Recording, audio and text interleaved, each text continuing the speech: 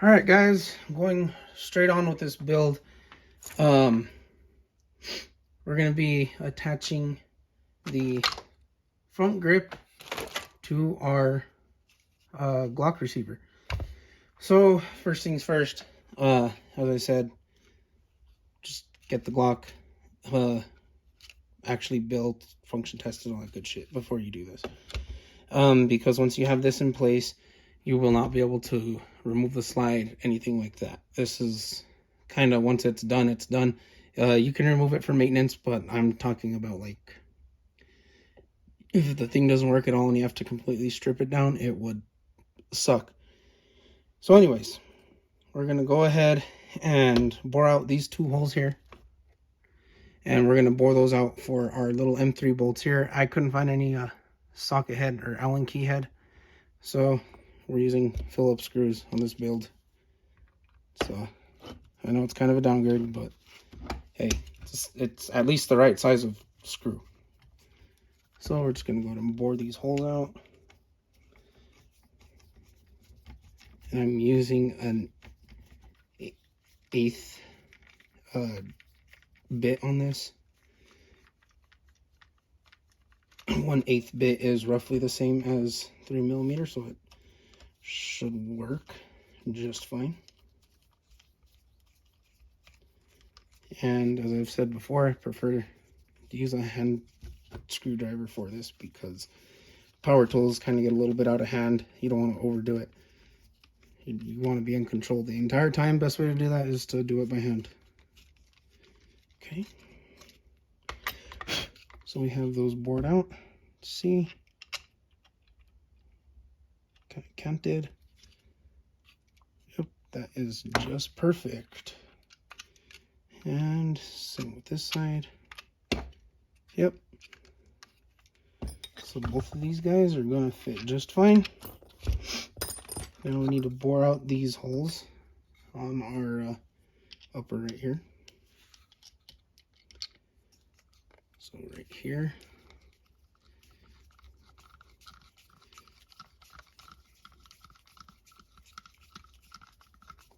Or not upper, the front end cap.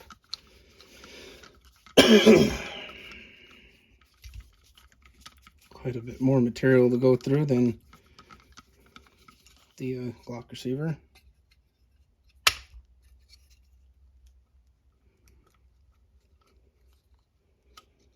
Pull that out. And let's tack this other hole.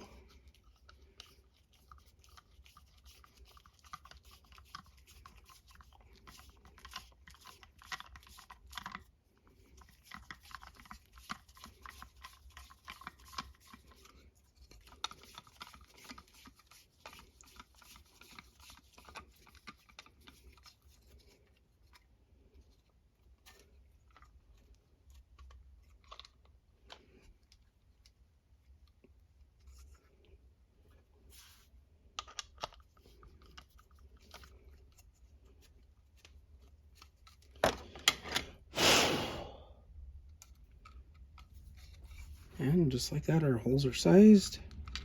Just a quick fitment test right here. Yep, perfect. Nice. So let's go ahead and clean up around these holes right here. Pull away all this excess plastic. And you know what? Where's my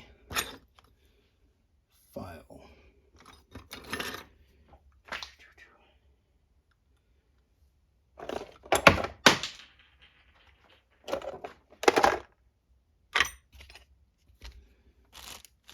Right here. Okay.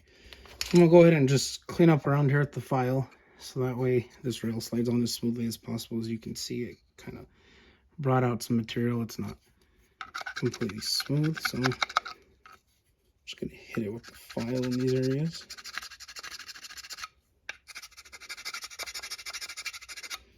Just like that. Then for good measure, just to make sure we get a good fitment that we can actually remove for maintenance. Sand down a little bit on the inside of these as well.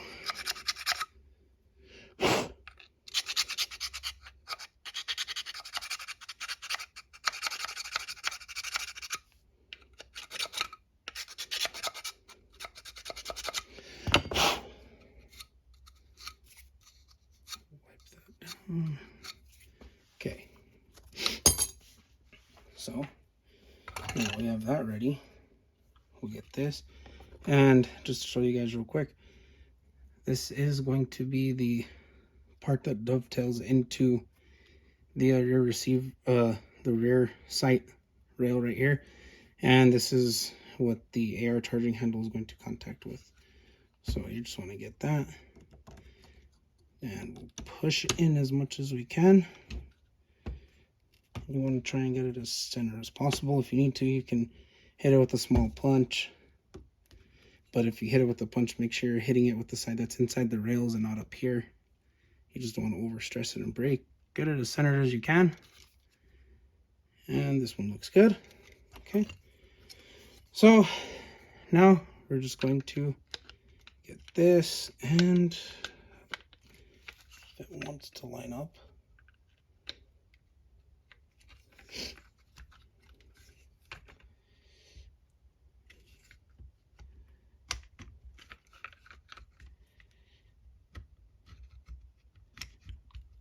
There we go. Okay, just like that. Slide it down. Bam.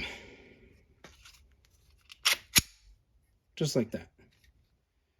If you look, right there, holes are lined up.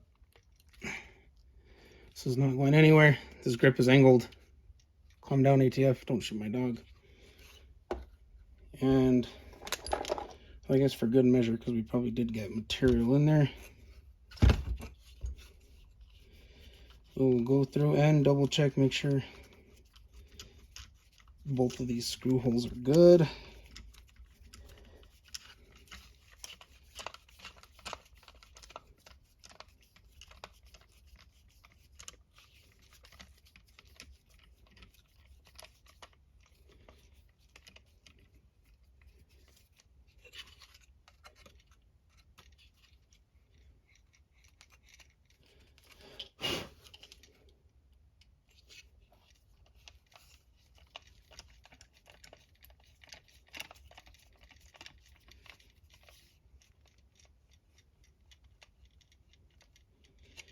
Just like that.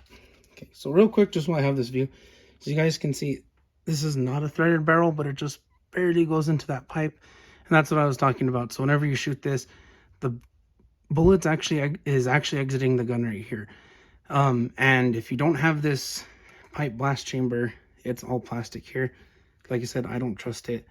I do have a threaded barrel, but I don't have anything to throw in there. So if you have a threaded barrel and you want to play around with your spring weights and all that stuff, by all means, you don't need to use this part. But if you don't, it works just all the same. If you have a threaded barrel, I guess you could, throw it in there. Kind of a waste, but to each their own. So now we have those holes bored out. As you can see, one side is shaped for the hex nuts. The other side is shaped for these recessed screws. And these are M3 by 30. So, we'll just kind of push that through. Get our little nut right here. Try and hold it on the end.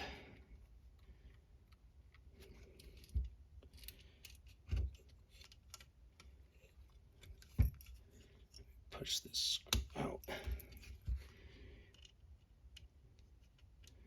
Hole is just a tad too small for this little nut to want to go straight in.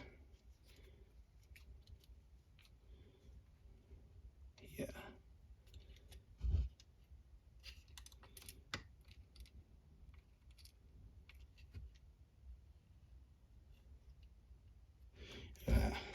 Okay. So it does not want to just go straight in. How about this one right here? No.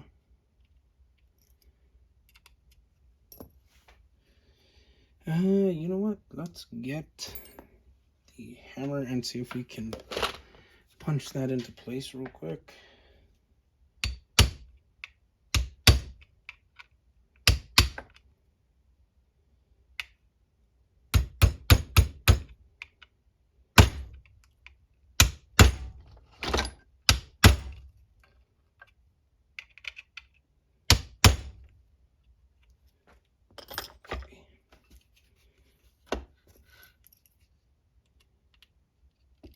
push this little screw out here.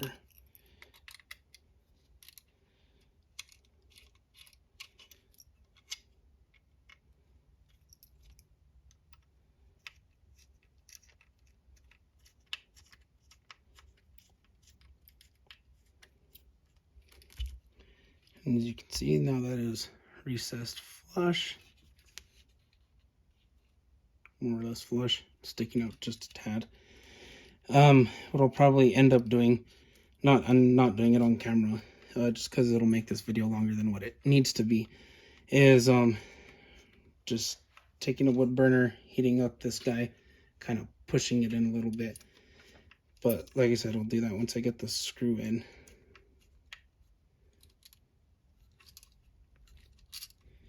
And holy shit, that is kind of really small.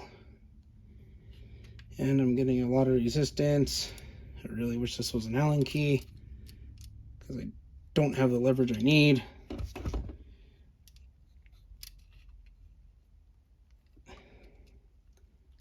Gripping the hell out of the screw, guys. You don't even know.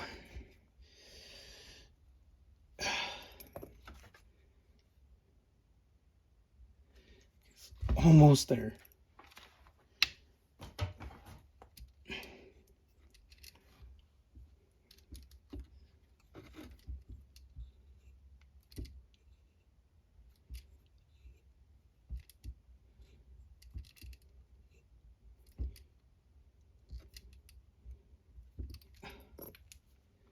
Sorry, fingers are kind of cramping up right there. So as you can just barely see that. I'm gonna work on this off camera, but I think that'll just about do it for this portion of the series. We have our front end cap module installed on our grip right here. Yeah, thank you guys for watching. Remember, keep an eye out for the next one, which I'll be working on here shortly.